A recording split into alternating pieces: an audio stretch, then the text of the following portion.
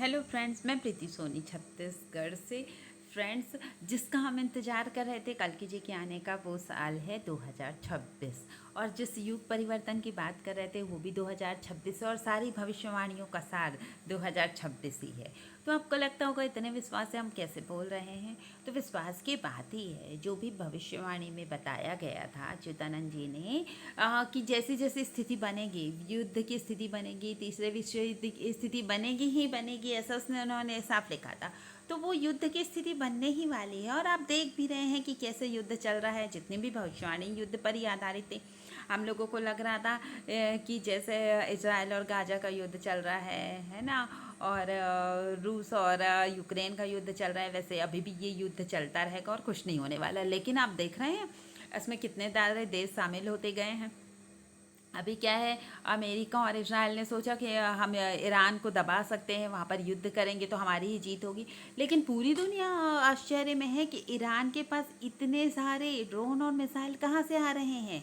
तो इसका भी जवाब इजराइल के ही एक न्यूज़पेपर में मिल गया था, हमारी न्यूज़पेपर करके है, कि 24 जनवरी को 16 से ज़्यादा चाइनीज़ वाइट 20 कार्गो विमान जो है वहाँ ईरान आए हुए थे। और 56 घंटों के कारण अंदर इन विमानों में air defence system, electronic intercept missile और भी बहुत सारी गुणवत्ता वाली मिसाइल थी, वो सब इस विमानों में रखी हुई थी।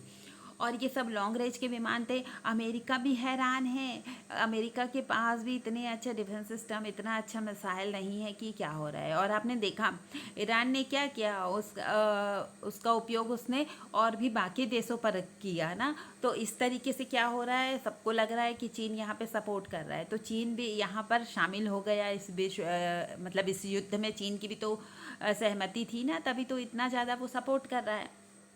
और इसके बाद अभी जो है उत्तर कोरिया का जो किम जोंग है, उसने भी ये कहा कि अमेरिका सही नहीं कर रहा है ईरान के साथ ऐसा युद्ध करके। तो इस तरीके से क्या होगा, धीरे धीरे करके सभी देश इसमें शामिल होते जा रहे हैं। और ईरान ने भी क्या किया, बहुत सारे देशों पर हमला कर दिया, तो बहुत सारे देश भी इस युद्ध में शामिल हो गए धीरे धीरे करके। तो ये विश्व युद्ध की स्थिति बनेगी ही, इस बात से कोई इनकार नहीं कर सकता।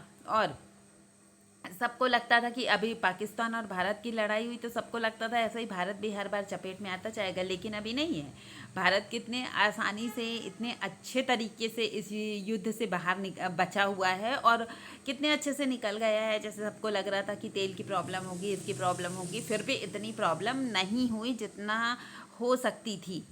तो इस तरीके से देखा जाए तो ये भी एक बहुत बड़ी बात है कि भारत में ही क्यों प्रॉब्लम नहीं हुई। तो ये भी एक भगवान की कृपा है, कल्कि जी का, जो हम हमेशा बोलते हैं कि कल्कि जी की जो एनर्जी जागृत हो रही है उसका भी प्रभाव है। अब भले लोग इसे कुछ भी माने, हम तो इसको भगवान की ही कृपा मानेंगे, और हम तो हर बात को भगवान से ही जोड़ कर देखते हैं। बिना भगवान की इच्छा के बिना जो एक पत्ता नहीं हिलता कहते हैं, हम इस बात पर पूरी तरीके से विश्वास रखते हैं।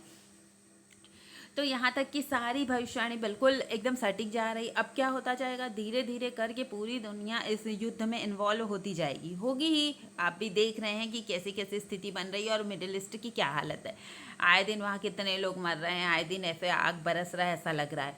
तो इस टाइप की भी भविष्यवाणी की गई थी कि आग बरसेगी और विश्व युद्ध की स्थिति बनेगी। लेकिन फिर भी यहाँ पर यही बोलेंगे कि चाहे कितने भी परमाणु हथियार छोड़ ले, चाहे कितना भी कुछ कर ले, लेकिन पूरी तरीके से ये विश्व युद्ध नहीं हो पाएगा। जैसे 2 विश्व युद्ध हुए, लेकिन तीसरा विश्व युद्ध पूरी तरीके से नहीं हो पाएगा। पूरी स्थिति बन जाएगी, आपस में लोग लड़ेंगे भी, बिल्कुल लगेगा कि अब तो बस होने ही वाला है। उसी टाइम पे कल्कि जी का प्रकटीकरण होगा, और ये स्थिति बहुत जल्दी बनने ही वाली। धीरे धीरे करके सारे लोग यहाँ पे शामिल होते जा रहे हैं, है ना। तो ये स्थिति आएगी, लेकिन विश्व युद्ध पूरी तरीके से नहीं होगा, क्योंकि सीधी सी बात है, अभी भी अमेरिका परीक्षण कर रहा है परमाणु हथियार का, है ना। अभी उसने किया है, तो वो भी 400 देशों में जाके अपना काम कर सकता है, ऐसा उसका परमाणु हथियार है। तो इस तरीके से परमाणु हथियार का मतलब तो आप समझ ही रहे, कैसे ना हिरोशिमा नागासाकी की स्थिति हुई थी, सभी ने पढ़ा सुना है इस बात को। तो इस तरीके से अगर ये परमाणु हथियार सभी देश एक दूसरे पर फेंक दे तो पृथ्वी कहाँ बचेगी। तो इसी को रोकने के लिए, पृथ्वी नष्ट ना हो जाए, इसी को रोकने के लिए तो भगवान आ रहे हैं ना, कि उनकी बनाई पृथ्वी नष्ट ना हो, उनके भक्तों को बचा सके। और एक बात, इतनी विषम परिस्थिति बनेगी, सब कुछ होगा, क्योंकि युद्ध की स्थिति बनेगी तो हम और आप भी कोई इससे अलग नहीं है, हम लोगों को भी प्रॉब्लम हो सकती है। लेकिन फिर भी हम यही कहेंगे कि भक्तों को तो ऐसे प्रॉब्लम बिल्कुल बस छू के निकल जाएगी, उनको पता ही नहीं चलेगा, अरे मैं भी यहाँ पे शामिल हूँ क्या, सबको इतनी हो रही है, मुझे क्यों नहीं हुई। तो बिल्कुल इसलिए बार बार बोलते हैं कि भक्ति के मार्ग पर चलिए, आपको भगवान देखिएगा फूल की तरह रखेंगे, आपको कुछ भी नहीं होगा, चाहे कितनी भी आग बरसे, चाहे कितना भी कुछ हो जाए। अभी आप देखिए ना, यहाँ ईरान में यहाँ युद्ध की स्थिति बन रही है और बार बार भूकंप भी आ रहे थे। तो ये सब चीज़ भगवान संकेत दे रहे हैं कि संभल जाओ, सब तरीके से स्थिति जो है बुरी स्थिति में आ चुकी है दुनिया। लोगों को लगता है हम तो बस फेक बात करते, कुछ नहीं होने वाला है, 4,32,000 साल की रट लगा के रखते हैं कि अभी तो बस कलयुग शिशु अवस्था में। आपको लग रहा है कि 4,32,000 साल तक की कुछ बचेगा धरती में, दुनिया में कुछ बचेगा? अगर ऐसी स्थिति रही है, अभी भगवान आके नहीं बचाते, तो 4,32,000 साल तक क्या बचेगा? आप ही सोचिए कि ये परमाणु बम तो फेंक ही देंगे, अगर भगवान नहीं रोकेंगे इस चीज़ को तो कोई नहीं रोक सकता। अब स्थिति किसी के हाथ में है ही नहीं, भगवान के हाथ में ही है। काफ़ी बार हम नहीं बोलते इस चीज़ को तो अब हमारे बस की नहीं है, भगवान जाने, है ना? तो बिल्कुल भगवान ही जानेंगे। इस बार ऐसी ही स्थिति है कि बस सबके हाथों से जो है सारी सिचुएशन फिसल जाएगी, कोई कुछ नहीं कर सकेगा, सब मजबूर होकर सिर्फ देखते रहेंगे। उसी बीच में भगवान आकर इस युद्ध को रोकेंगे। आप माने या ना माने, लेकिन मानने या ना मानने से भी कुछ नहीं होता, जो होना है वो हो के ही रहेगा। भगवान, इसलिए तो हम इतने कॉन्फिडेंस से बोलते हैं कि भगवान 2026 में आएंगे, क्योंकि इस स्थिति को कोई नहीं संभाल सकता, किसी के बस की है नहीं, किसी भी इंसान के बस की बात ही नहीं है।